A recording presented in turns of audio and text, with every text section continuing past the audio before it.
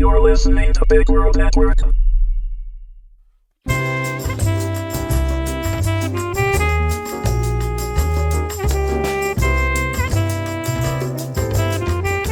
Delroy vs. the Yshtari, Episode 6, Snack Time. Written and read by Berin Stevens.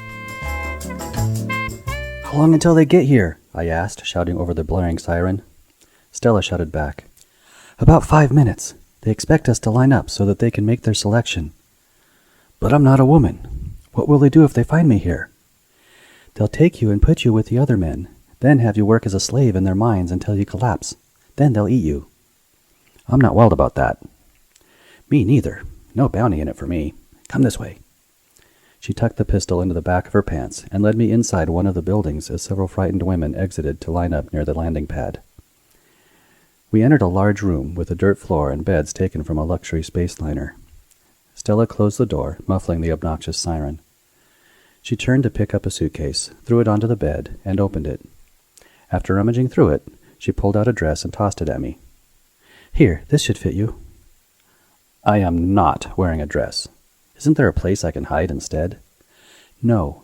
They often search the barracks. If they catch you, they'll eat you in front of the other prisoners.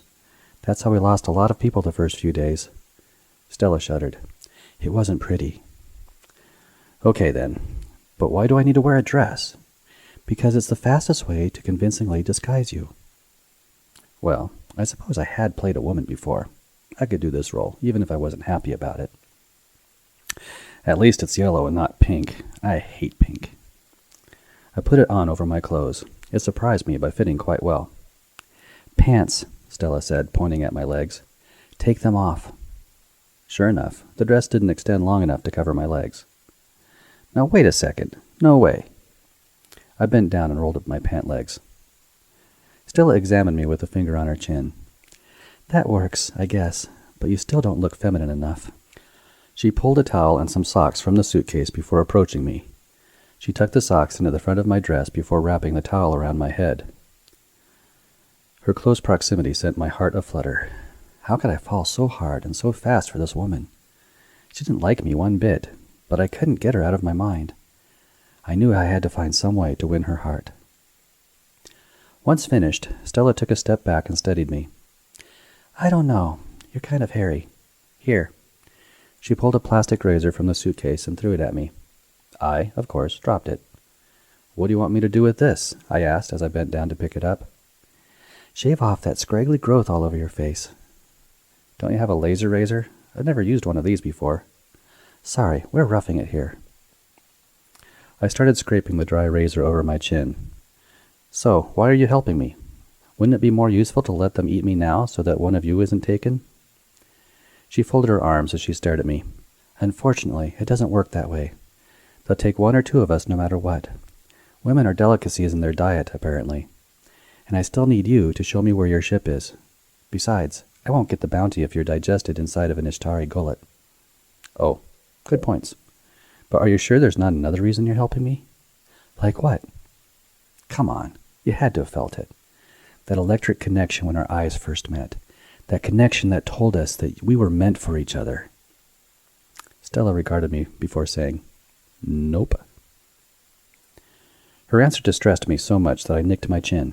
"Ow!" I wiped off the bead of blood that formed before continuing the rough shave. "So, how did a pretty girl like you end up as a bounty hunter?" "Family business. My parents are hunters." "But you said you were a Marine. How does that tie in?" "I just finished a tour in order to receive the special ops training. It's kind of a family tradition before we join the business. But still, you're so beautiful. You don't look like a bounty hunter." She smiled faintly, once again sending my heart rate up. "It has its advantages. I caught you, didn't I?" "Not yet. We have to escape the evil Yshtari first, then you'll have to catch me." "That should be easy." "Now, is this good enough?" I asked, turning my head from side to side. "That will do. Barely." I wiped off another droplet of blood before following her back outside. The other women were now all in a single file line and watching as a large hover vehicle descended toward them. Most of them had fear in their faces, and several openly trembled. It was almost enough to melt a hard-hearted person like me. Trina stepped aside to allow me to squeeze into the line. Stella found another spot a few people down. Since the ship and siren were making so much noise, I decided to quietly check in on Minx. Minx, you monitoring all this? Yes, sir. You seem to be in quite the predicament. I could help if only I were more mobile. Stop your whining. Do you see any ways of escape? No, sir, but I do have some good culinary advice I could offer the Yshtari. This is no time for jokes. Who says I was joking? Minx muttered. What did you say? Trina asked. Nothing, just talking to myself. As I looked at her, the poor girl's face was white and her hands shook. This seemed like a good time to put on my compassionate act. I reached my arm around her shoulders and gave her a hug. Don't worry, I won't let anything happen to you. She leaned her head onto my shoulder and put her hand on mine. I just want to find my husband and get off this cursed planet. I felt a tear fall onto my hand. Could there ever be a worse honeymoon? Compassion flared up inside of me. I know, it's not a very good trait for a business entrepreneur like me to feel. I shoved the feeling back down in order to stay in emotional control. The vehicle settled on the landing pad and the engine hum died down. I have to admit that the Yshtari have much more aesthetically pleasing ship designs. Earth ships are boring and utilitarian, but Yshtari ships are sleek with all sorts of nifty-looking bubbly things all over. I didn't have any more time to admire their engineers, though, as a ramp opened up and 5 Yshtari walked down. 3 of them were armed with large weapons that looked like a cross between a machine gun and a giant crossbow. They walked on 4 chitinous legs and had 4 arms projecting from their torsos. 2 of the arms were smaller and had 3 fingers on them, while the other 2 arms were larger and ended with menacing-looking claws. The other 2 Yshtari had yellow shells, were smaller, and wore flowing black capes. One of them carried a staff with a glowing orange ball at the top. While the 3 guards took up positions across from the line with their eye stalks patrolling all directions, the 2 yellow shells slowly walked up the line inspecting each woman. They would sometimes pause in front of one and talk to each other in their clicking language. Whoever they stood in front of during these conversations looked like they were about to pass out. After doing this about 5 times, they pointed at one woman. A voice came from the orange orb on the staff. You. The woman screamed and turned to run away. The other yellow shell lashed out with one of its claw hands and grabbed her around the waist. One of the guards slung his gun on his back and came forward, picking up the screaming, struggling woman and carried her into the ship. This caused the rest of the prisoners to cry out in dismay. I felt Trina shaking under my arm. The 2 yellow shells stopped next in front of Stella. She folded her arms and glared at the giant crustaceans. A staring contest ensued between the Yshtari with the staff and her. Stella won, and the 2 moved on. To my consternation, they next stopped in front of me. A sniffing sound came from the one with the staff. The orange orb said, Blood. Cold sweat broke out on my forehead when I thought of the small wound on my chin. Just my luck that the smell of my blood would get them salivating. I said in as high of a falsetto voice as I could, I'm really not all that tasty. I'm tough and stringy. Just ask my ex-husband.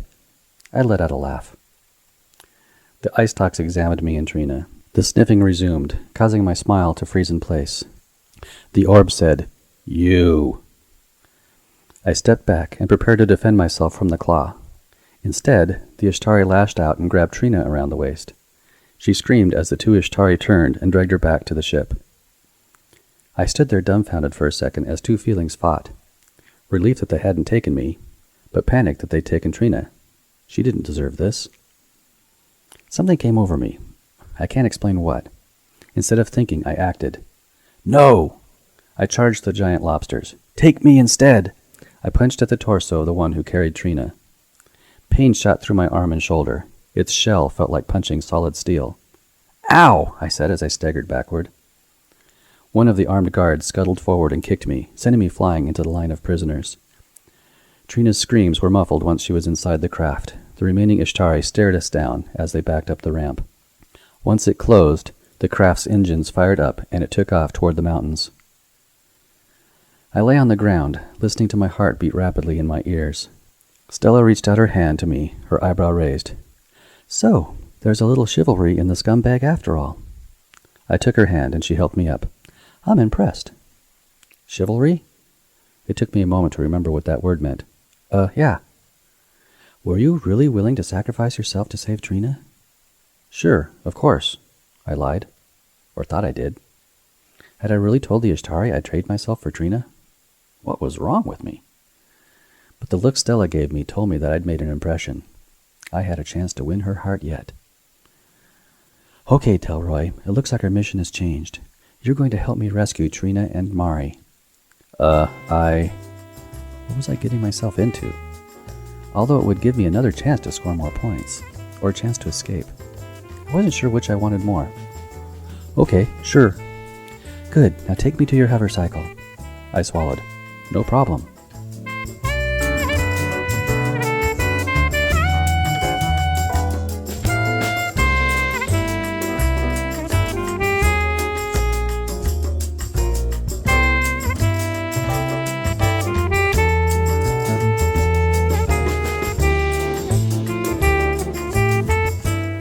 This has been a presentation of Big World Network.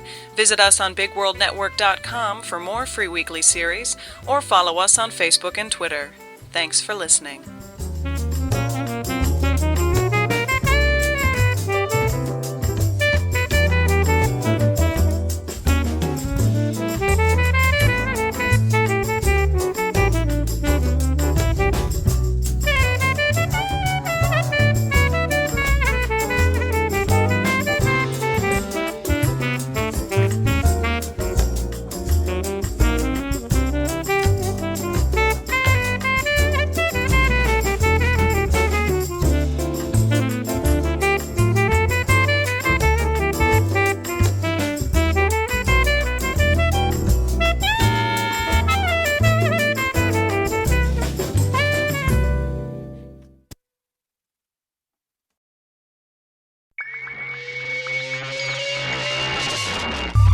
You're listening to Big World Network.